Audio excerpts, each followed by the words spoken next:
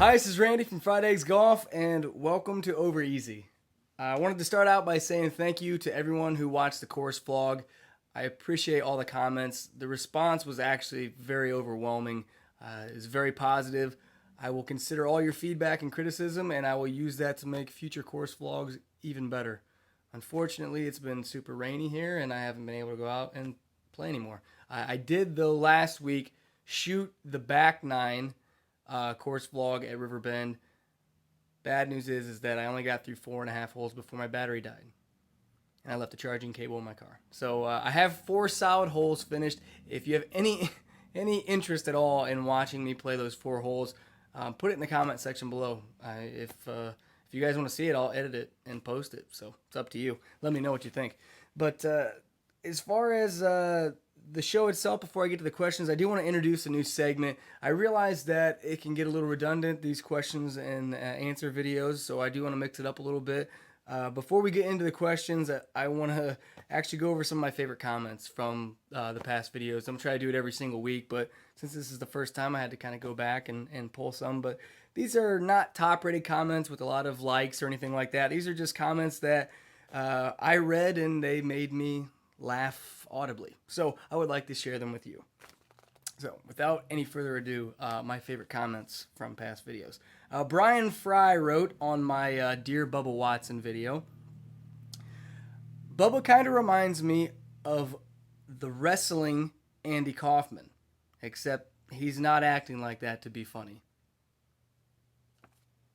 That's perfect. That's absolutely perfect. Derek Urban wrote, during the Masters, Danny Willett had the piercing cold stare of a Bond villain. Then, after the tournament, he seemed like a really likable guy. My question is this. Isn't that what a Bond villain would want you to think? I actually shared that with PJ Willett on Twitter, and he thumbs it up. So, Danny Willett's brother liked that comment. Very good. Very funny. Caddy sent... This is probably my favorite comment. This comment was on my TrueViz video that I shot with Quentin. And after watching that video, Caddy Sense, who I don't think was trying to be funny here, wrote this comment. The old fat guy with the beard is hilarious. His deadpan tone makes the video. You should involve him in more of your videos. Love this one. So Quentin is the old bearded fat guy. And what makes it so perfect is he's 23 years old. And I must have texted this comment to him half a dozen times within a 24-hour period, and it just made me giggle so much. But maybe even the better part of this story is the comment underneath that, responding to this comment, was by Tony Flora, and it says, if I was a comment on videos kind of guy, this is exactly what I would say. That's pretty funny, but what makes it is that Tony is actually Quentin's father. So that's his dad. Just giving him some jabs there.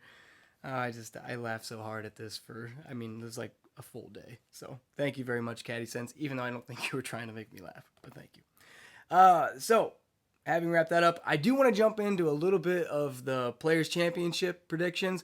Now I'm shooting this on Thursday night, so I'm kind of cheating. I've already seen the first round, and I know that Jason Day shot a tying course record 63, but I still would like to put my prediction out there. Now, I think Jason Day is going to win, but I'm not going to take that route. I'm not going to go the easy route. I think that he's playing really well, and I think that his style of play suits that course. But I'm not going to go that route. I'm not going to take the easy road, and I'm going to go way out on a limb, crazy limb, and I'm going to say Boo Weekley wins. That's kind of cheating as well because he did shoot 6 under. But the Players' Championship is a little different. It seems to crown a different kind of champion each year. It doesn't seem like the same kind of cream of the crop guy wins this tournament. It tends to be a variety of, and I think Boo's kind of in the background, kind of been forgotten about for a while, and I could see him winning this thing. And plus, I would love to see him and Kuchar in the last pairing, and the crowd during the whole TV coverage is just going, boo, Cooch. I think that would be funny. Anyway, I hope I didn't waste too much of your time. Let's jump into some questions here. So we're going to put 10 minutes on the timer, and here we go. Okay, Jonathan Feeny, Randy, I noticed that on your course vlog you grip down a bit on every club. Is this because of your Oompa Loompa sized body, or is it because you like the counterbalance feel of grip above your hands? I get this question a lot, and the reason I choke down on clubs so much is because when I was younger, my my parents didn't want to invest a whole lot of equipment or money into my equipment, so they just got me a standard set of clubs, and custom fitting wasn't really that available back then. So what I did was I just got comfortable and I got used to choking down on equipment because I've been very short my whole life. So it's a comfort thing, but on top of that, I am only 5'7", but my wingspan to height ratio is insane. I'm 5'7", my wingspan is 5'11". So the way that my shoulders hang from my body, it feels awkward to grab a club all the way at the end. I feel like there's way too much there since I rest my hands down and they touch my knees. So it feels more comfortable. I like the sensation of choking up rather than cutting them down because I feel like that changes the swing weight. I've tried it and tested it before, and it makes the overall weight of the club way too light. I kind of lose track of it, and I don't have a very good feel. So that's why, and my Oompa Loompa body. So Tad Myers and Matt Zollinger kind of asked the same question. They want to know my thoughts on Adidas selling TaylorMade, and they wanted to know if there would be any corporate team up with another company. I really have no insight on this, and I actually dug a little bit and asked some people that I know in the industry, and I really got no clear-cut answers. It could really go either way here. There's nobody that's really like leading the conversation as far as I know right now. Now watch I post this and then it will break tomorrow. But anyway, I could see another shoe manufacturer maybe jumping in there. I mean, you have Puma that bought Cobra. You have Fila that bought Titleist. I don't know. I don't see it happening, but I could see Under Armour buying TaylorMade off of Adidas and trying to get into the club market. It's just the company needs somebody to turn them into another direction, and I'm just not sure who that is right now, or if anyone really knows. So I'm not sure. Stu Boy, without giving up too much information, can you talk about you and your crew a bit? Like who you guys are, where's your shop at? How did you get into golf? What would you be doing if you weren't working in the shop, and why fried eggs? That's a lot of questions, but let me break these down. My crew, which I assume you mean Brian and Quentin, because those are the two guys that are primarily in my videos. Quentin being the old fat guy, and Brian being the taller gentleman that I believe has been in a couple golf shop videos, but he is usually behind the camera when I can't find a tripod. So, Quentin no longer works for Bobix, which is where we work and where the shop is that I work. Bobix Golf is located in Fort Wayne, Indiana. It's been a mom and pop shop for, Pete's, long time, since way before I was born. And it's locally owned, locally operated, and it's just kind of a nice little, cool little place to pick up the game of golf. It's located at 5200 Bluffton Road. If you ever want to check it out, Google it. Drive over, say hello, say what's up. But as far as how did we get into golf, I can't answer for those guys, but me personally, it was just my dad. Was super competitive and athletic with me growing up, and he golfed with some friends and just brought me along, and it just kind of stemmed from that and grew from there. And what would I be doing if I wasn't working at the golf shop? Selling crack? I don't know. No, I went to school for media and public communications with a minor in film, hence the YouTube videos. And I don't know. I'm not ready to walk away from the game yet. Golf is a big part and has been a big part of my life, and really, I guess I'm where I am now because of golf. I can't get away from the game. It's very. It's hard to walk away from once you've gotten so deep into it and it's been such a part of your life that I'm not ready to let go. So I love what I do. I love working where I work, and I can't answer that. I'm not sure what I would be doing because I can't picture myself doing anything else right now. So there you go. And why they name Fried Eggs Golf? It's because fried egg is like the cosmic joke of golf. when you walk up to a bunker and your golf ball is a fried egg, I mean, you can't help but laugh at it. It's just like ridiculous. So I wanted that to be the whole, like, if someone finds my channel on YouTube, hopefully they can tell by the title of the channel that it's we're not to be taken too seriously. We're trying to have fun, trying to make people laugh, and I really don't want people coming here with the a certain mindset of a stereotypical YouTube golf channel. I wanted them to know that we're a little bit different, and I think fried eggs helps them identify that. So thanks for asking those questions, though, and letting me share that information. Simon Daniels, with so many different balls out there, where should a player on a budget start? Depending, I think we've talked about golf balls in the past. If you want a nice urethane golf ball, you can find some out there now in those mid-tier price points, which is going to give you a little bit of greenside spin and performance because it shares the same material, obviously, as a Pro V1.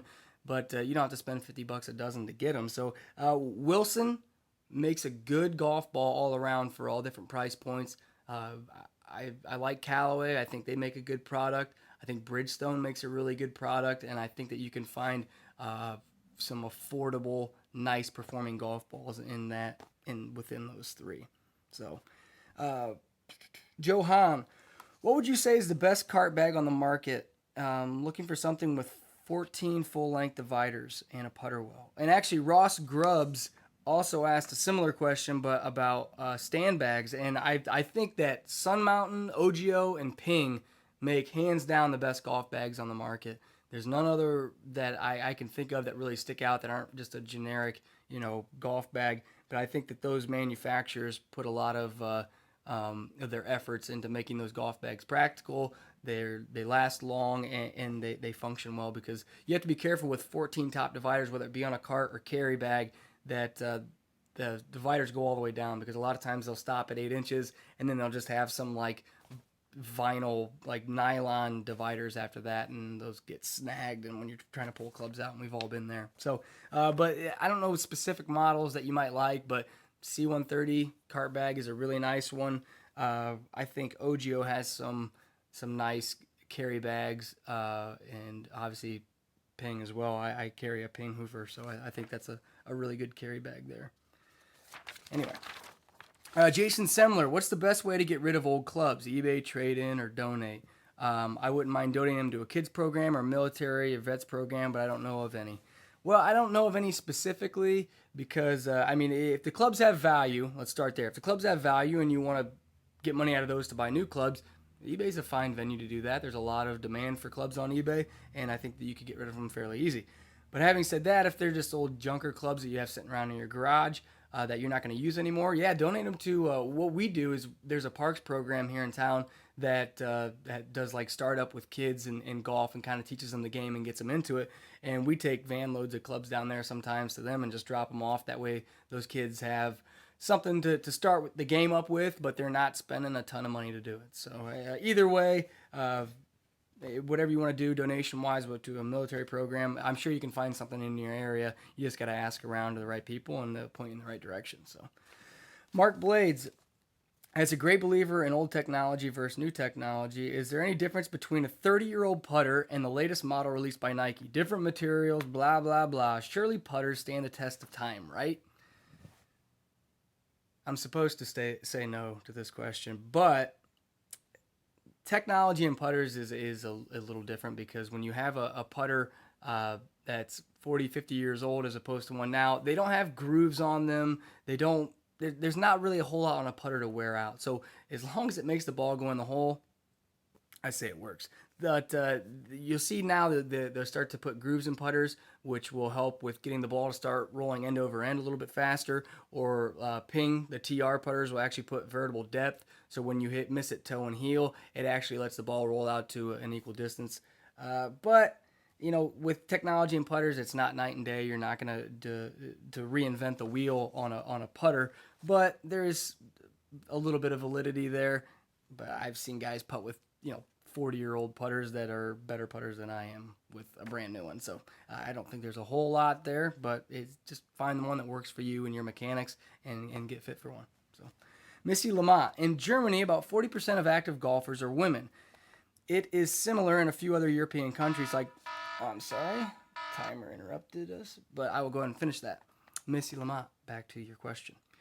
It is similar in a few other European countries like the Netherlands and Scandinavian countries. Why do you think that female/male golfer ratio is so much lower in the US and UK? What would have to change to get more women involved in golf in those countries? That's a good question. I've never actually heard that statistic before, but I know there for a while golf for ladies was growing within the United States. And I think what it really boils down to is getting younger girls started at an early age. I feel like a lot of dads will take their sons to the driving range, to the golf course, but for whatever reason are a little reluctant to take their daughter. But I have two daughters, and they both play golf, and they both love it. My youngest, who is 3, has actually played 9 holes with me on multiple occasions where I take her clubs and set them in the back, and we play some golf. So I think it's a matter of just getting people to take girls out to the golf course and get them started, get them going, and I see no reason why that couldn't be the case in the United States and the UK. I did not know that about Germany as far as more lady golfers there. That's interesting. I'll have to look more into that. I wish I had a better answer, but I would say let's just get our girls out there and get them playing golf earlier, and hopefully help grow the game in that direction. So I'm all out of time. Thank you guys for all the questions. If you have any more, put them in the comment section below, and I will add them to the list, and we will pick up next week where we left off.